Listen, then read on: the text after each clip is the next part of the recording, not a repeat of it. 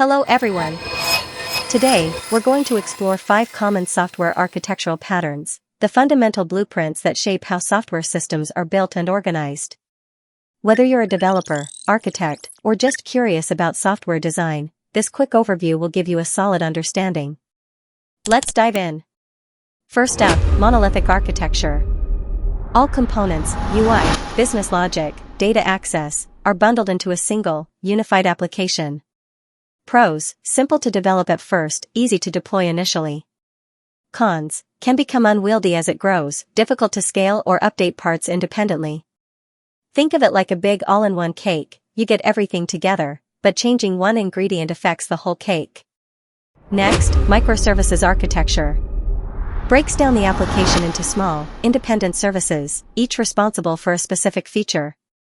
Pros: easier to scale, update, and deploy individual components. Cons: more complex to manage, requires good communication between services. Imagine a team of specialized chefs, each making a part of the meal independently.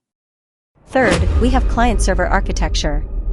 Clients, like browsers or apps, request resources or services from a centralized server.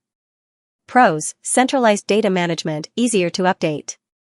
Cons: server can become a bottleneck, scalability challenges. Think of a restaurant where customers, clients, place orders to the kitchen, server. Fourth, the layered architecture. Organize a system into layers with specific responsibilities, like UI, business rules, data storage. Pros: clear separation of concerns, easier maintenance.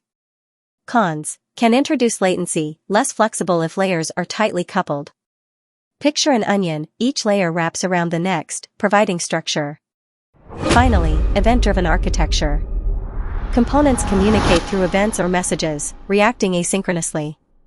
Pros: great for scalable, real-time systems.